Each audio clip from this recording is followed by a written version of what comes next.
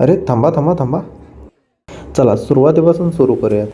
तर नमस्कार मंडळी, आज आपण जाणार आहोत आपल्या सर्वांचा लाडका बाप्पा म्हणजेच ओझरचा विघ्नहर्ता याच्या दर्शनासाठी. चला तर मग बघूयात काय मज्जा येते ते. आणि हो, याच व्हिडिओमध्ये तुमच्यासाठी एक छान ट्विस्ट आहे. काय ट्विस्ट आहे ते पाहण्यासाठी व्हिडिओ शेवटपर्यंत बघावा लागेल.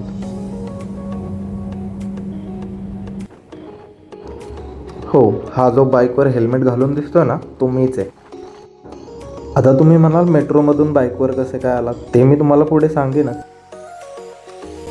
आणि फायनली मेट्रो स्टेशनला आम्हाला आमचा तिसरा पार्टनर भेटला. तर त्याचं झालं असं की आमचा हा तिसरा मित्र हा मेट्रोनी येत होता. सो याला पिकअप करण्यासाठी आम्ही दोघेजण बाईकवरून पुणे मेट्रो स्टेशनसाठी रवाना झालो. आणि नेहमीप्रमाणे हे दोघं बाईकवर डबल सीट बसले आणि मी मागे एकटा सिंगल, नेहमीप्रमाणे बाईकवरही आणि आयुष्यातही. असो, चला बघूयात पुढे काय होतं.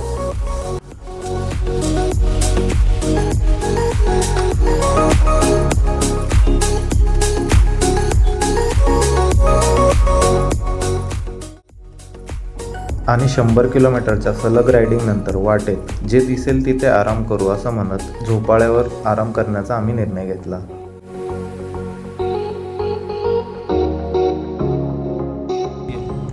आणि हे जे समोर दिसतंय ते विघ्नहर गणपतीचं प्रवेशद्वार आहे. आणि कोणत्याही ठिकाणी गेल्यावर परंपरेनुसार सर्वात आधी आम्ही याच जागेला प्राधान्य देतो.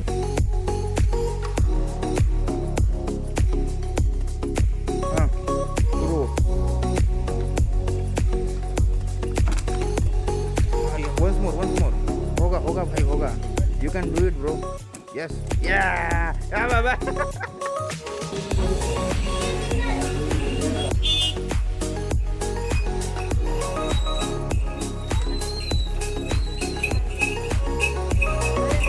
आणि हा भव्य असा सभागृह आहे मंदिराच्या पुढच्या बाजूला. हा मंदिराचा छोटासा दगडी दरवाजा आहे. आत जाण्यासाठी हा एकच दरवाजा आहे. संपूर्ण मंदिराला दगडी कंपाऊंड आहे. आणि ही प्रभू रामचंद्रांची सुंदर अशी मूर्ती डोळ्यांचं अगदी पारणं फेडून टाकते. या संपूर्ण मंदिराचं बांधकाम हे दगडी असल्यामुळे आतमध्ये वातावरण काहीसं थंड आहे. आणि फायनली आम्हाला आपल्या लाडक्या विघ्नहर्त्याचं म्हणजेच आपल्या लाडक्या बाप्पाचं दर्शन मिळालं. मंदिराच्या अगदी बाहेरच छोट्या मोठ्या खरेदीसाठी ही छोटी मोठी दुकाने तुम्हाला पाहायला मिळतील.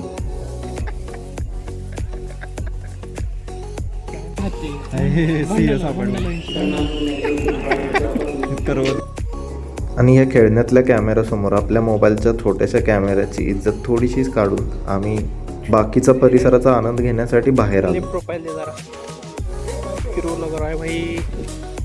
नागराज मंजुळे प्लीज डीएम मी.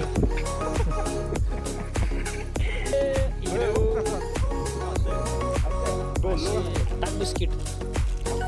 सनी अन्नदाता. सनी अन्नदाता.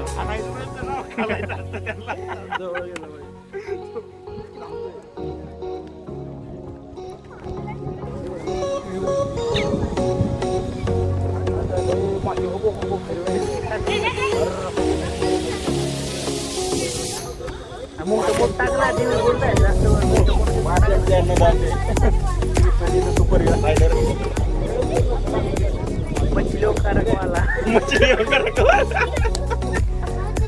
सनी बिस्किट वाला.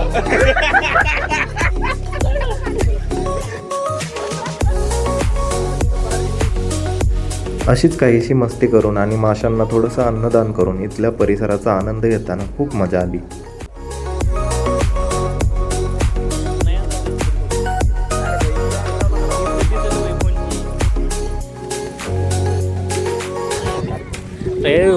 माशांचं खाणं अन्न खातोय वाटते का तुला काय?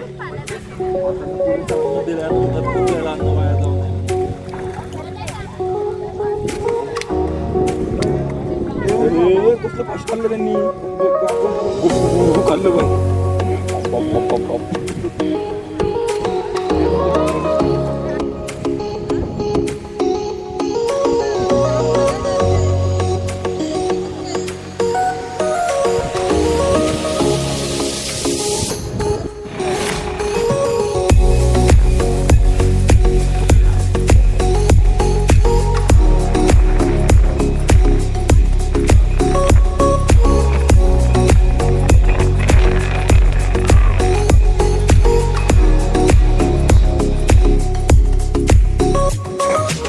चहा बिस्किट खाताना एकत्र स्लो मोशनमध्ये एक रील बनवायची आहे अशी एक रिक्वेस्ट एका मित्राने केली. ती पूर्ण करताना हॉटेलमधले बाकीचे लोक आमच्याकडं तसेच बघत होते जसे नॉर्मल लोक वेड्यांच्या हॉस्पिटलमधले वेड्यांकडे बघतात. तरीही काय फरक पडतो असं म्हणून आमच्या मित्राची इच्छा आम्ही पूर्ण केली. कबीर सिंगचे मिनिएचर व्हर्जन.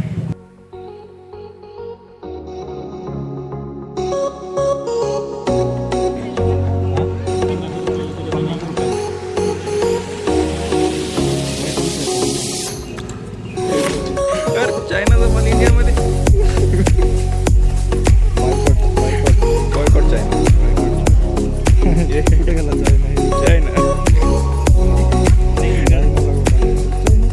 चायना आधी तर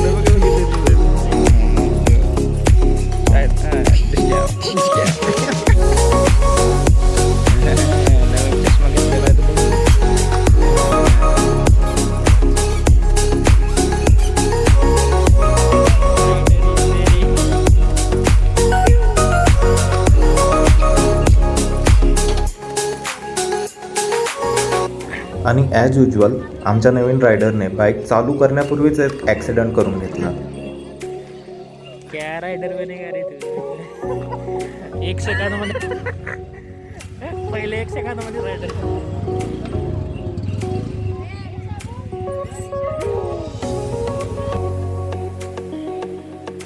व्हिडिओच्या सुरुवातीलाच जसं की मी तुम्हाला सांगितलं होतं या व्हिडिओमध्ये एक सरप्राईज आहे. तर आपण त्याच ठिकाणी आता चाललो आहोत.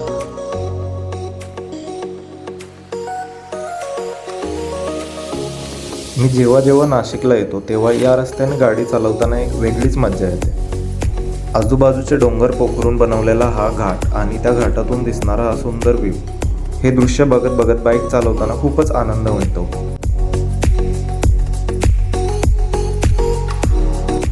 आणि पुन्हा एकदा परंपरा, प्रतिष्ठा आणि अनुशासन असं म्हणून पुढच्या प्रवासासाठी आम्ही तयार झालो. 50 किलोमीटरच्या सलग रायडिंग नंतर शरीराला आराम भेटावा म्हणून काही पोजेस पण ट्राय केल्या. त्यांचा काही फायदा झाला नाही, पण हा सनसेट बघताना मात्र शरीराचा संपूर्ण थकवा निघून गेला.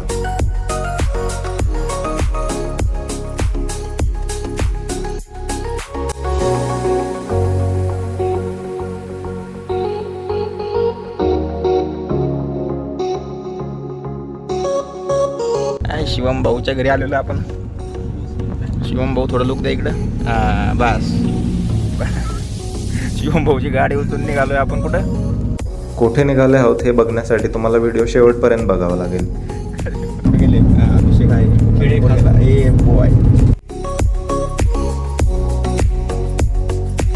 खूपच मोठ्या प्रवासानंतर जे समोर येईल ते खाऊन आम्ही आमच्या पुढच्या प्रवासासाठी रेडी झालो. त्यातच जगात तुम्हाला कुठेही भेटणार नाही असं ज्ञान देण्याचा प्रयत्न आमच्या एका मित्राने केला. काजवे का चमकतात, त्यांची लाइटिंग का असते? ते फोटोसिंथेसिस कोणते होते त्यांचे फोटो? फोटोसिंथेसिस. काजव्यांमध्ये फोटोसिंथेसिस. लाईट का म्हणून दिली? सोर्स काय? अरे हा, स्वतःची लाईट फोटोसिंथेसिस वापरतात ना. झाडं फोटोसिंथेसिस करतात ना, ऊर्जा स्टोअर करायला.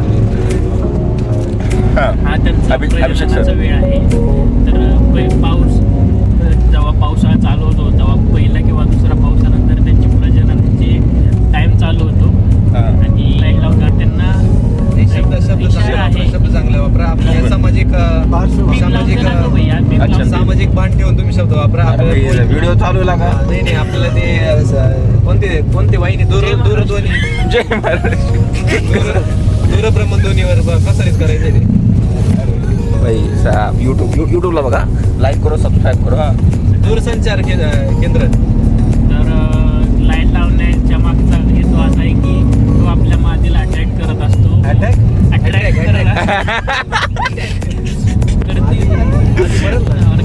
आणि मादी जमिनी वाजते आणि नर वरती लाईट लावून करत असते. आणि मादी लोडतं नाही, मादी जरा मग नर किती उडला हवे तर मादी कळणार कसं माहिती का नराला खाली यायचे नाही का जरा. नर मादीला शोधतो का मादी नराला शोधते? मग नरा मादीला तिचा लाईट वरून नराला शोधते, ओळखते. अरे पण नराला कसं कळणार तिने आपल्याला शोधलंय? काहीतरी सिग्नल येत असेल ना भाई. म्हणजे नर लाईट लावून का फिरतो? मला मग ग्रीन सिग्नल म्हणजे ग्रीन लाईट लागली म्हणजे ग्रीन सिग्नल का?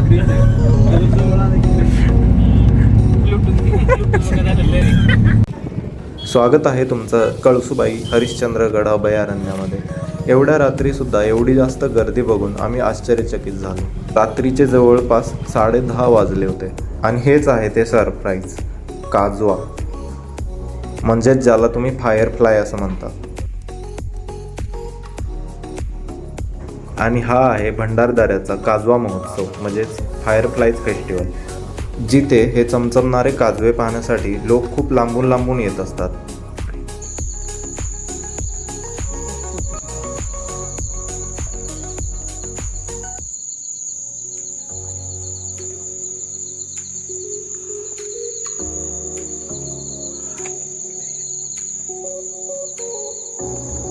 येथे काजवे बघताना जणू काही असं वाटत होतं की आपण स्वर्गातच आलोय. नेहमीप्रमाणे आपल्या मोबाईलच्या कॅमेऱ्याची जेवढी जास्त करता येईल तेवढी स्तुती करून आम्ही जितके शक्य होतील तितके काजवे कॅमेऱ्यात कैद करून तुम्हाला दाखवण्याचा प्रयत्न केला. आणि नंतर रात्रीच्या सुमारे 2:45 वाजता भंडारदऱ्यामध्ये स्थित असलेलं हे अमृतेश्वर महादेवाचं मंदिर पाहण्याचा योग आला.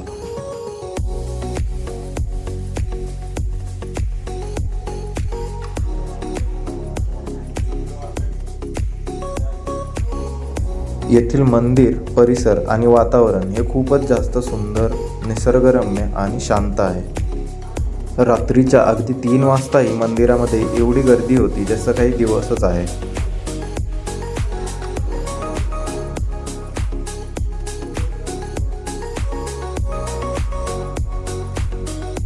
महादेवाचं दर्शन घेऊन आणि तिथेच थोडा वेळ आराम करून आम्ही परतीच्या प्रवासाला निघालो.